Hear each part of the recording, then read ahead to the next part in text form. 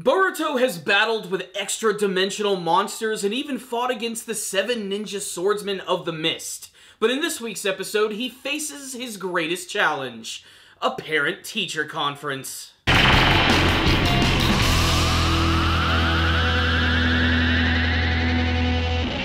Get ready to strap on those ninja headbands because it's only a matter of time before Boruto and all of his friends graduate from the Ninja Academy. It only took about a season and a half to make it happen, and I can understand why some people would be frustrated with not getting to the good, juicy material of the series, but to be perfectly honest, I've loved everything that the Boruto series has managed to deliver thus far. Not only has it built upon characters who had very little character before, but it's also had a couple of good surprises, and this week's episode was certainly a pleasant one. We got to see the return of Kakashi, who is using his reporter disguise to learn everything he can all about the young students at the Ninja Academy, and that's because Kakashi is actually going to be overseeing this entire graduation process, which, unlike in the original Naruto series, is going to be just a little more hardcore than just transforming into someone. Something that they actually do bring up in this episode, and that's what I think I loved most about this one, is you actually get to see the huge effect that Naruto has actually had on the current ninja world. There are not as many conflicts or wars or battles, and thus everything's a lot more peaceful, and a lot of the students at the Ninja Academy actually have come under the impression that they don't really need to become full-fledged ninja. However, attending the Ninja Academy is still very good, and it makes you look like something that you've really accomplished at. Like, basically, it's kind of like the ultimate college credit. But they make it clear that a lot of these characters are not going to become ninja, and we're probably never going to see them again. And it's these winds of change that have certainly made this episode really interesting, as Boruto has suddenly realized, holy crap, things are about to change big time. I might not even get to see my friends anymore when everybody goes off and does their very own things. There's lots of drama in this episode as well, like this whole little segment about the characters of Namida and Wasabi, 2 characters who have been introduced in the Boruto anime series, and I wonder if we're actually going to see more of them, and if this episode is any indication, we probably will.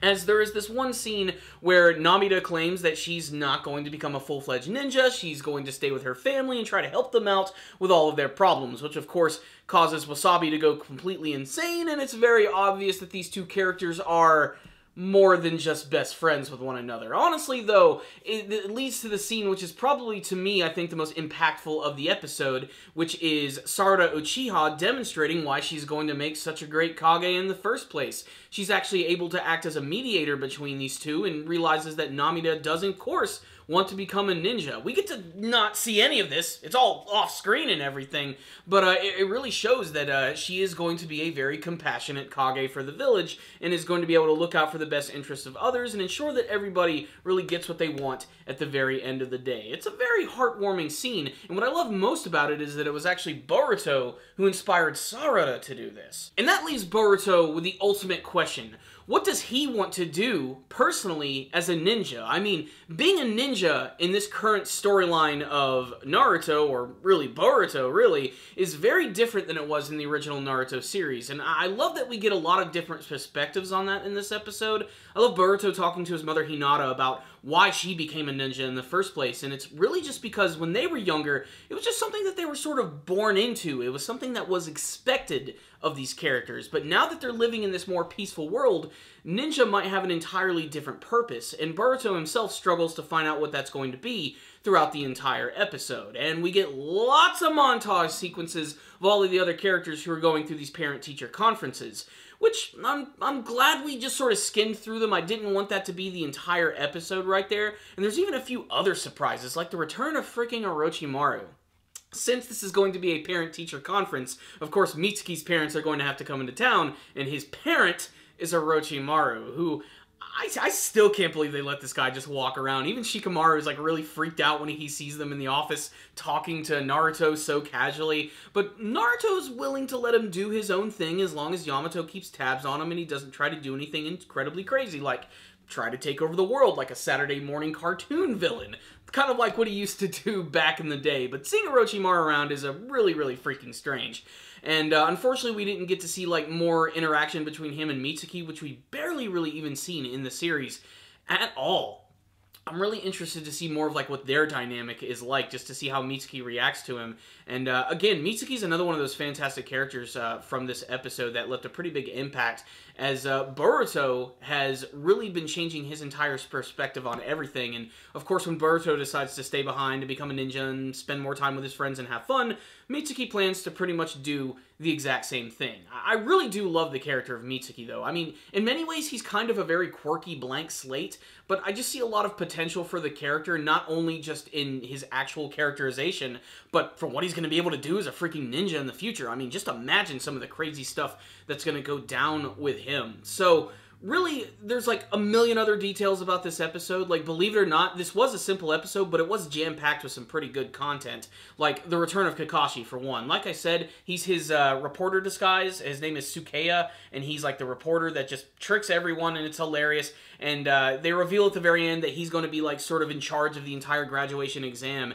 And Kakashi is known for making his examinations very tough, so I imagine there's going to be a bell test in the future for Boruto and all of his friends.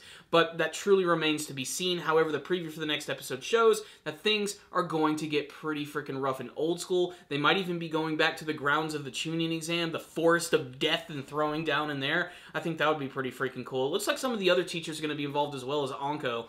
And man, I still can't get over how different Anko looks. Every single time she's on screen, I'm just always reminded, I'm like, dang, Anko, what happened? I mean, she's still a great character and everything, but I mean, she's practically different. She's like a completely new character with her new look.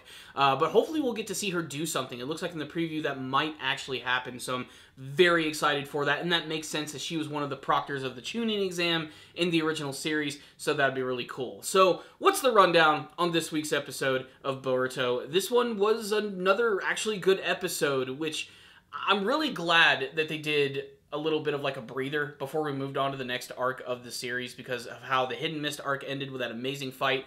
This was the type of episode that we needed, because we needed to spend this time with these characters, because we're never going to get it like this again. After this, things are probably going to pick up significantly, and there's not going to be as much time for characterization for some of these guys. But it is disappointing to know that some of those side characters, we don't really get to see like what their futures are potentially going to be, especially because a lot of them make an appearance like in the ending of the Boruto. Like, there's a lot of imagery of all the various students, and I wonder if they're never going to use any of them, or if they're just there simply for the background. I mean, I know I'm not the only one who's interested in seeing what's up with the weird gothic Lolita girl.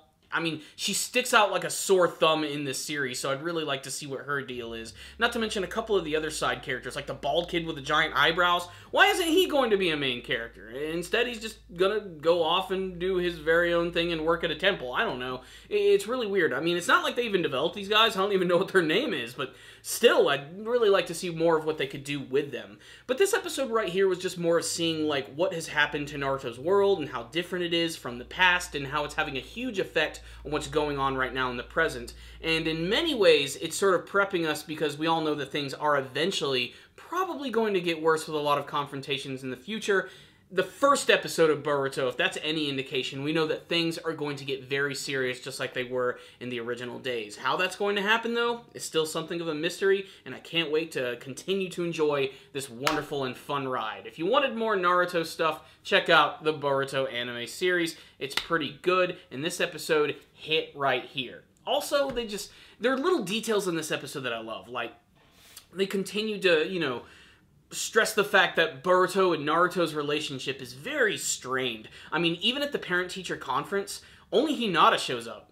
Naruto is nowhere to be seen. Of course, even Shikamaru doesn't show up. He's just as busy as Naruto as well. So little details like that really made this episode hit it home. And it was kind of cool to see like an interaction between Boruto and Kakashi, because we haven't really seen any of that in the series.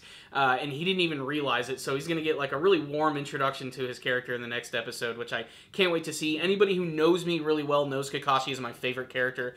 So I'm very anxious for the next episode. But this one right here was really solid. I mean, it was kind of slow in some ways, but there were a lot of different elements to this episode that I truly liked. A lot of little small moments, and a moment that really annoys me because during the parent-teacher conference, we saw Metal Lee and Rock Lee. Who is the mother? Who's the mother? I just want to know. Everybody wants to know. Maybe you could tell me in the comments section below. Make sure to tell me all your thoughts about this episode, comment section, what you hope to see from the big graduation exam and beyond. Thank you guys for watching this review. Make sure to subscribe to the channel for more Boruto anime reviews. Remember, I also review the manga series and a ton of other anime and manga, so check that stuff out. Like the video. I'll see you guys next time. And as always, stay down there, baby.